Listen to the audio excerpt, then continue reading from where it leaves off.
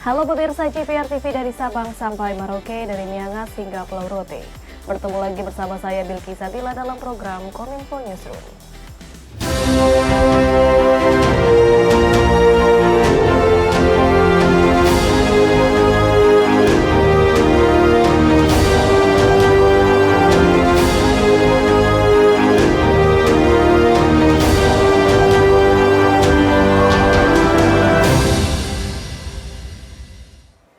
Inilah Kominfo Newsroom selengkapnya.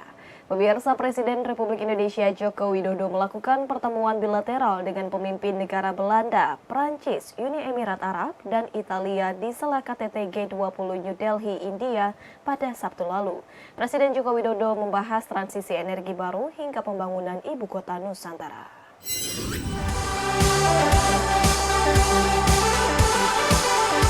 Presiden Joko Widodo dan Ibu Negara Iriana Joko Widodo tiba di tanah air pada Minggu 10 September sekitar pukul 23 waktu Indonesia Barat, usai mengikuti rangkaian konferensi tingkat tinggi G20 India di New Delhi, India. Di India, selain menghadiri KTT G20 India, Presiden juga melakukan pertemuan bilateral dengan sejumlah pemimpin negara di sela KTT G20 India. Saat bertemu dengan Perdana Menteri Belanda Mark Rutte, Joko Widodo meminta dukungan Belanda untuk mengembangkan teknologi rendah karbon hingga mendorong penghapusan regulasi deforestasi Uni Eropa. Presiden Republik Indonesia juga turut menyambut baik investasi Belanda untuk membangun Center of Excellence di kota Surakarta. Pada hari yang sama, Presiden Joko Widodo bertemu dengan Presiden Prancis Emmanuel Macron. Ia mengapresiasi Prancis karena membawa calon investor pembangunan IKN dan menghasilkan 4 letter of intent untuk mendukung pembangunan IKN. Presiden berharap kesepakatan antar kedua negara tersebut dapat segera terwujud. Dalam hal ini, transisi energi, kepala negara berharap agar Prancis dapat merealisasikan komitmen untuk proyek transisi energi. Selain itu, Presiden Joko Widodo juga bertemu empat mata dengan Presiden Uni Emirat Arab Mohammed bin Zayed Al Nahyan.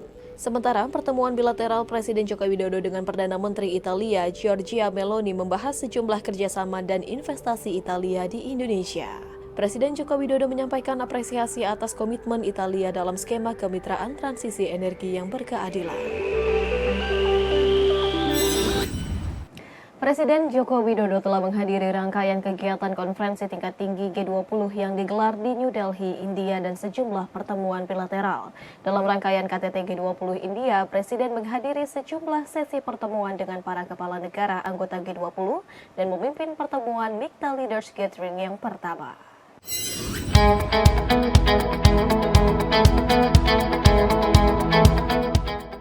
Presiden Joko Widodo telah menghadiri rangkaian kegiatan konferensi tingkat tinggi G20 yang digelar di New Delhi, India dan sejumlah pertemuan bilateral. Dalam rangkaian KTT G20 India, Presiden menghadiri sejumlah sesi pertemuan dengan para kepala negara anggota G20 dan memimpin pertemuan MIKTA Leaders Gathering pertama.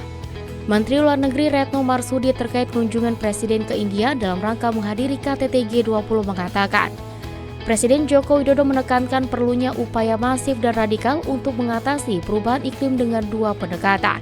Yang pertama adalah percepatan transisi menuju ekonomi rendah karbon.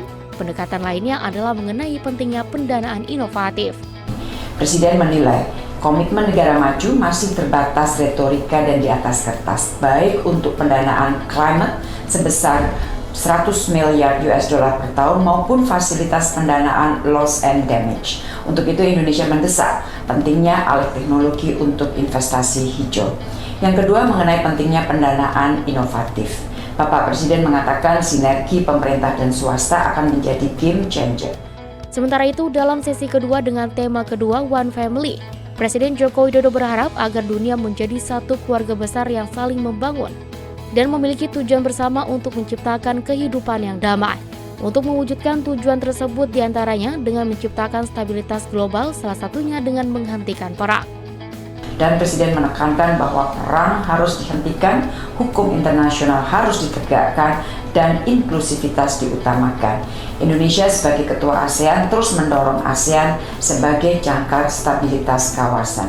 Lebih lanjut, Presiden Joko Widodo saat memimpin pertemuan MIKTA Leaders Gathering ke-1 mengajak para pemimpin negara anggota MIKTA, yakni Meksiko, Indonesia, Korea Selatan, Turki, dan Australia untuk saling berkolaborasi menghadapi tantangan global. Presiden Joko Widodo menekankan bahwa tantangan global yang sangat rumit pada saat ini harus dihadapi dengan kolaborasi dan kerjasama antar negara. Oleh karena itu, semua negara harus menjadi bagian dari solusi terhadap tantangan global termasuk negara-negara anggota MIKTA. Informasi lainnya, pemirsa, Wakil Presiden Republik Indonesia Ma'ruf Amin beserta dengan Duta Besar Arab Saudi untuk Indonesia Faisal Abdullah meninjau lokasi pembangunan universitas di lingkungan Pondok Pesantren An-Nawawi, Tanara, Serang, Banten. Rencana pembangunan universitas tersebut merupakan kerjasama pemerintah Indonesia dan pemerintah Arab Saudi.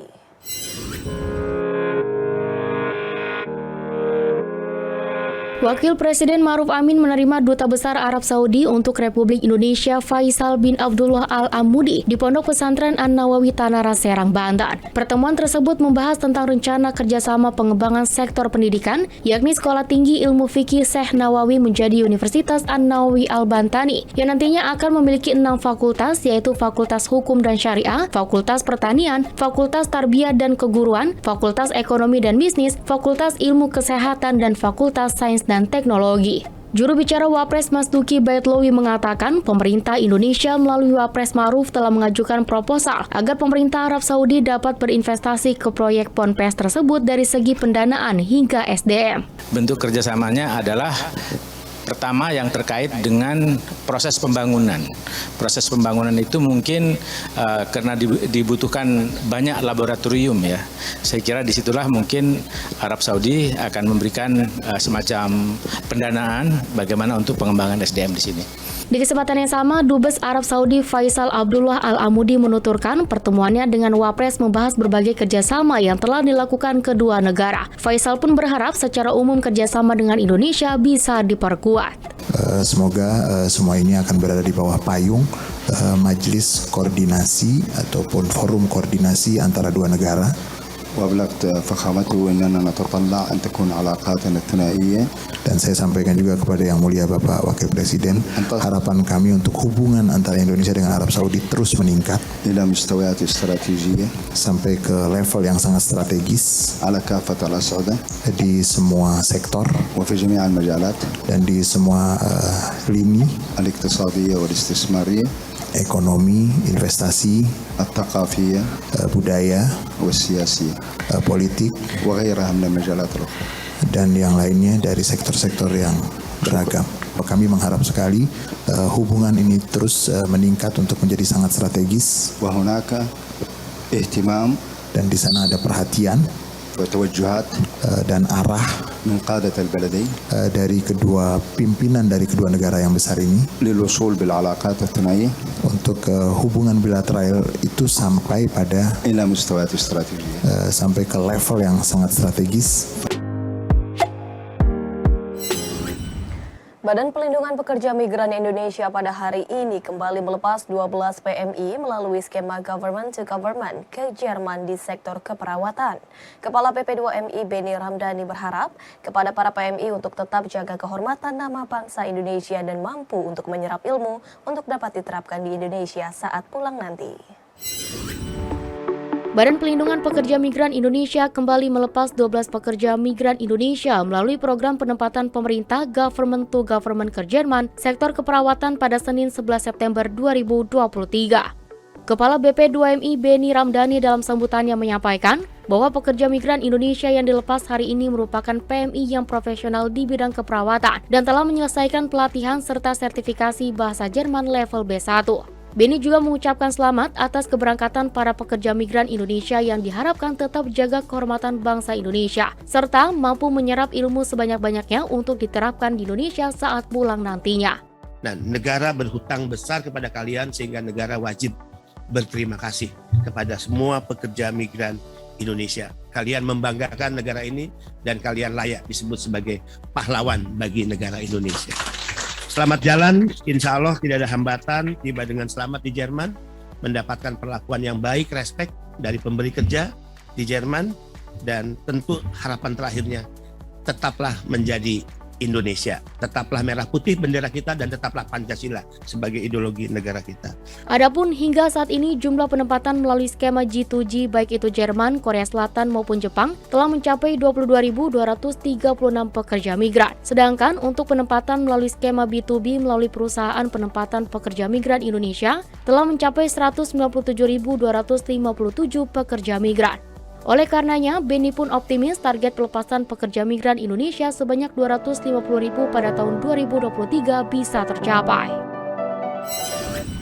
Pemirsa, usai jeda kami akan kembali dengan informasi lainnya. Tetaplah bersama kami dalam Kominfo Newsroom.